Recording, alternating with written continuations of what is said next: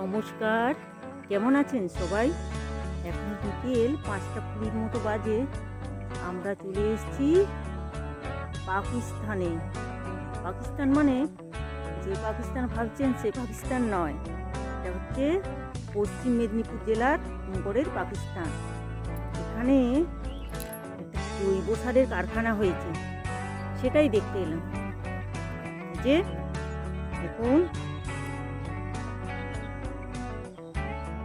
আমি ঢুকে গেলাম।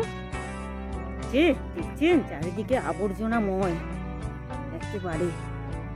ইস, গন্ধ। এই 1 বছর হলো তৈরি হয়েছে। চলুন ওই পাশটায় যাই। এখানে সুন্দর রাস্তা করা আছে,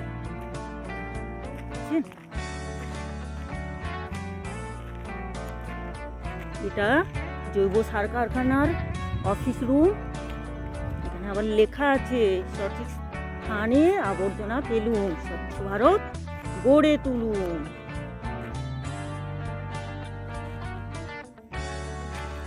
না, জায়গাটা খুব সুন্দর তো, বেশ ফাঁকা, সামনে কোনো ঘর নেই, মাঠের মাঝেই হয়েছে। এই এলাকার সমস্ত আবর্জনা এখানে এসে পড়ে। এই ধরুন আপনার বাড়িতে অনুষ্ঠান হলো, আপনি ফোন করে দিলেন, ওই যে অনুষ্ঠান বাড়ির যে খাওয়া দাওয়া হয় তার পাতাগুলো সব এখানে গাড়ি আছে, গাড়িতে তুলে নিয়ে চলে আসবে এখানে। তারপর সেগুলো দিয়ে জৈব সার তৈরি হবে। এখানে দেখি কি আছে। এগুলো মনে হচ্ছে আলু পচা, এগুলো এনেছে। এখানে কিছু নেই। ওই পাশটায় মনে হয় জলের ব্যবস্থা আছে। এই যে অনুষ্ঠান বাড়ির প্লাস্টিকগুলোকে আলাদা করে রেখেছে, আর পাতা টাতা যেগুলো জৈব সার হয় সেগুলো কোথায় রেখেছে দেখুন। দেখি, চলুন কোথায় রেখেছে তো খুঁজতে হবে। এখানটাও সেরকম কিছু নেই, ফাঁকাই আছে। আর কতই অনুষ্ঠান বাড়ি হয় বলুন, যে ওরা পাবে। এই যে দেখুন, পাতাগুলোকে কিভাবে কুঁচতে দিয়েছি। এই কুচিয়ে কুচিয়ে তারপরে আবার কিছু মেশায়, হয়তো জৈব সার তৈরি হয়। এই 3টা বক্স আছে, 3টা বক্সের মধ্যেই মুছতে দিয়েছে। যে কি গন্ধ! চলুন, একদিকে ভালোই হলো, আমাদের এলাকাটা আবর্জনা মুক্ত হয় আর পরিষ্কার থাকে আর কি। কিন্তু একটা অসুবিধা আছে, এই যে কুকুরগুলো ও ভোজ বাড়ি খেতে পায় না, সব পাতা তুলে নিয়ে চলে আসে। সেই জন্যই তো কুকুরগুলোর গায়ে একটাও লোম নেই। সব কি অবস্থায় ঘুরে বলুন তো, কি আর করবেন। চলুন, এদিকটা মাঠ। এর বাবা এখন বাড়িতে আছে, তো আমরা প্রতিদিন বিকেলবেলায় একটু বেরোবার চেষ্টা করি। সারাদিন ঘরে থাকার পর বিকেলে একটু বেরোলে নিঃশ্বাস প্রশ্বাস পাই আর কি, সেই জন্য ভালো লাগে। যে এখানে লেখা আছে, পড়ে নিন আপনারা।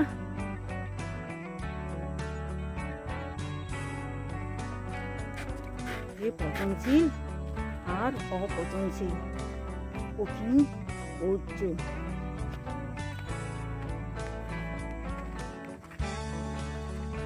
বরপেটা 2 নম্বর পঞ্চায়েত সমিতি।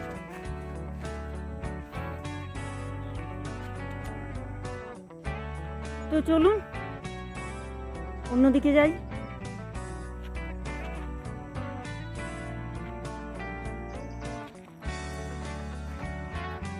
আমি এই পাশে চলে এলাম। এখানে ঠিক মাঝে। বাড়িটা বেশ সুন্দর তো, চলুন একটু কাছ থেকে দেখে আসি। এগুলো কিসের পা? মনে হচ্ছে শেয়ালের পা। যে শেয়াল আসে। এই দেখো বাড়িটা তৈরি হচ্ছে, পিলা দিয়ে অনেকটা উঁচু করেছে, কতটা সিঁড়ি। আর এদিকে দেখুন প্রকৃতির সৃষ্ট পাথরের প্রাচীর, এগুলো সব পাথর দিয়ে তৈরি। দেখবেন যে পাথরের প্রাচীর, বড় বড় পাথর, অনেক আগেকার যুগে রয়ে গেছে। পাথর কেটে কেটে একটু জমি জায়গা হয়েছে, এই গাছটা এইটুকু রয়ে গেছে। বুঝছেন, ভীষণ শক্ত পাথর। করে অনেক কিছুই আছে, কেবল আপনাকে খুঁজে নিতে হবে, খুঁজতে হবে, তাহলেই পাবেন। বেড়াতে আর কোথায় যাবেন? আপনার কাছে যদি এত ভালো ভালো জিনিস থাকে, যে সব পাথর, বৃষ্টি হয়েছে তো মাটি একটু লেগে আছে, এগুলো দুটোই পাথর, পুরোটাই আছে।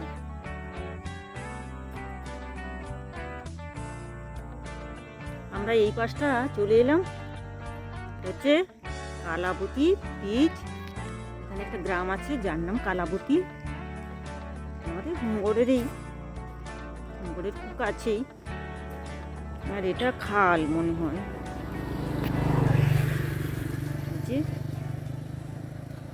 বৃষ্টি হয়েছে সেজন্য জলটা নোংরা নোংরা লাগছে।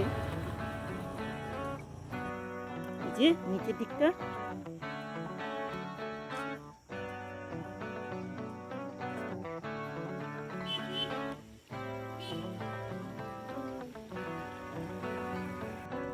অন্ধকার হয়ে আসলো, এরপর আমাদেরকে বাড়ি ফিরতে হবে। তার আগে চলুন এই দিকে দেখি, এই দিকটা আছে পেঁয়াজ গাছ। যে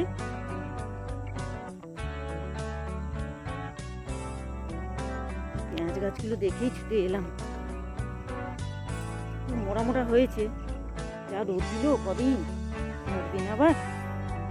যাই হোক, বৃষ্টি হয়েছে, পুরো ভালো হবে। এই গাছটাও আছে,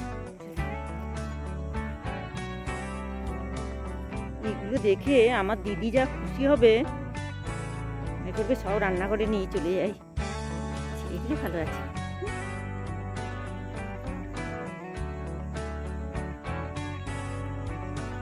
অন্ধকার হয়ে আসলো, তো আজকে রাখি।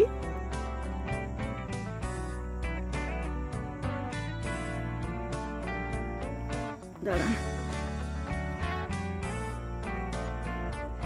সবাই ভালো থাকবেন, বাই, টাটা।